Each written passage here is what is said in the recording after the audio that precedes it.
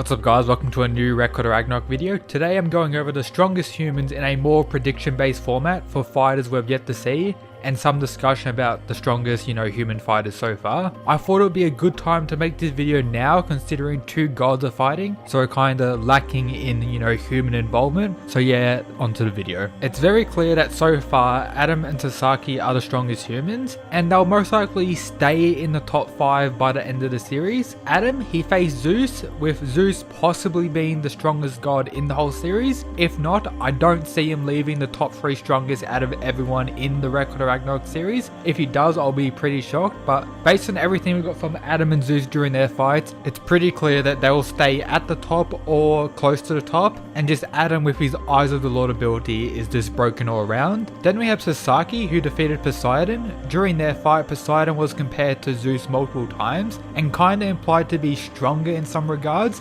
and with us not really seeing Poseidon's full power before he was killed by Sasaki. And then Sasaki, who started off not that impressive, but as the fight went on, he became, as he is now, one of the strongest humans and will most likely stay as one of the strongest humans. And you can even make an argument that Sasaki has even more potential and could possibly surpass Adam if he gets maybe another fight or some crazy stuff happens later in the Ragnarok story.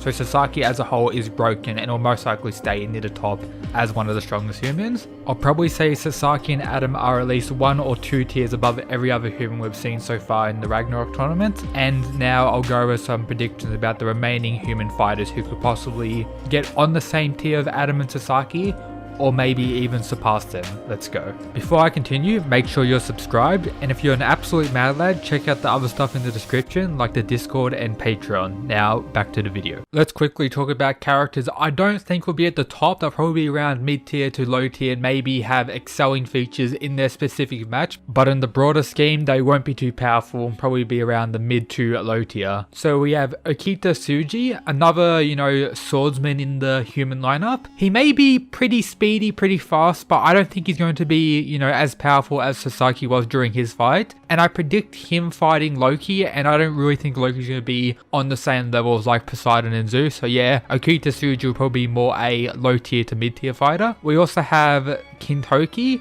I'm not too sure whether he's going to be a swordsman as well. He's kinda mysterious in how he's going to be represented in the Ragnarok universe, but I don't think he's going to be too strong, but I could be shocked and he could be, the strongest human left in the lineup. And he's also one of the remaining Japanese fighters, in the tournament, so there could be some bias to making him one of the most powerful, but I personally don't think so. We have Simo, the sniper dude. I know a lot of people are hyped for his match. I am as well, but I think him having a sniper match with most likely Apollo won't put him at one of the strongest. I do think he'll be in the more high tiers of the ranking, but top 5 possibly, but more mid tier if I'm being honest. And the last fighter I don't think will be around the top tier for human fighters is Tesla. I think he'll be similar to Jack the Ripper, where he's very tactical and kinda outsmarts his, god whoever he fights. Because as we've seen in many battles, humans can't pretty much outmuscle or outpower the gods,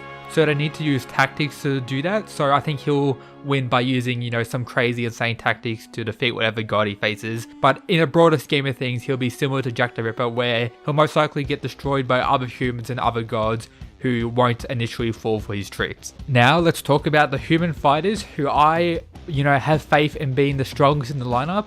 May possibly get on the same tier as Adam and Sasaki, or at least very close. So we have the first pick, which is probably the most biased pick in today's video. My personal most hyped fighter to see in the Ragnarok tournament is Rasputin. I do think he's going to be fighting Anubis, which is going to be a pretty insane fight, or maybe Beelzebub, but I'm on the side of Anubis at this point. I think Rasputin is going to be a very unique fighter and probably has some broken immortal hacks or something crazy like that. I'm very hyped for Rasputin, and yeah, with this hype, I hope he's going to be one of the strongest. I also think Qin Shi, the first Chinese emperor, is going to be an absolute beast. We've actually seen his design in the spin-off manga about Lu Bu with him on screen now. He's more of a slim, small build, so I'm guessing he's going to use maybe tactics and superior speed to beat his opponent, but I have faith in him being like the most insane speedster in the whole tournament, and possibly even fighting Odin, probably the strongest remaining god on, the god side, or at least one of the strongest. He could very well fight Loki as well, similar builds and all that, but him fighting Odin will be pretty hype. He is, you know, the first Chinese emperor, so he has a lot of importance. I'm guessing he's gonna have maybe some crazy hacks as well. We have a blindfold over his eyes, so yeah, I expect a lot of crazy stuff to come from him in the Ragnarok tournament, and I do predict he fights one of the strongest gods if it isn't Odin, and most likely loses, but super high difficulty, similar to how Adam lost against Zeus. Another fighter I believe is going to be an absolute beast, and that is King Leonidas. Everyone is hyped for this guy. He's going to be most likely an absolute powerhouse. People are predicting he's going to have his spear and shield. Hopefully he does. I do think he may be like a leading force for humanity. So like we've seen Adam, you know, unite humanity even more than what they were previously. But I think King Leonidas could do this even more. And I do have him possibly fighting Odin or one of the other, you know, top tier gods as well. And I think it's a possibility that he will be, you know, the first human to outmuscle or out-raw power a god. As we've seen in, you know, all the other matches, when humanity loses, it's mainly due to the fighter trying to outpower or outmuscle their opponent. And I think King Leonidas will be the first human to be successful in that, which should be absolute hype. And yeah, I have a lot of faith in him being an absolute powerhouse. And now the last guy to talk about in today's video, we have Nostradamus, who I have no idea how he's going to fight. He's best known for his crazy predictions of, you know, future events. Maybe in the Ragnarok universe he has some crazy prediction ability, but we've already kind of seen that with, you know, Buddha with his future vision. Maybe Nostradamus will have that to an extreme level. Maybe instead of a brief little part ahead, he can see like the whole fight and, you know, everything that he needs to do and pretty much absolutely dominate.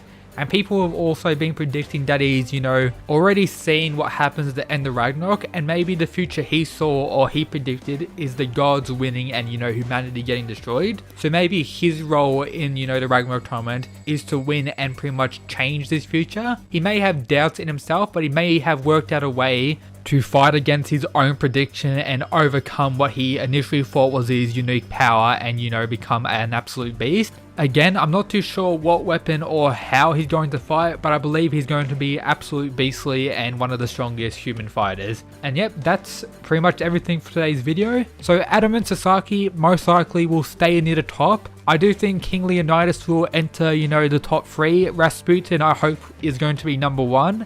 But I doubt it. He'll probably be like maybe at 5th spot or maybe below. I think Quincy will maybe be 4th or maybe 5th as well. And then also Nostradamus, I have no idea. He could be number 1. He could be the weakest human. He could really go anywhere at this point. But yeah, that's pretty much everything for today's video. As always, shout out to the people who support the channel via the Patreon. Absolute mad lads. If you want to join the Patreon and support the channel whilst receiving various benefits, check out the description. But yep, that's pretty much everything, guys. Peace.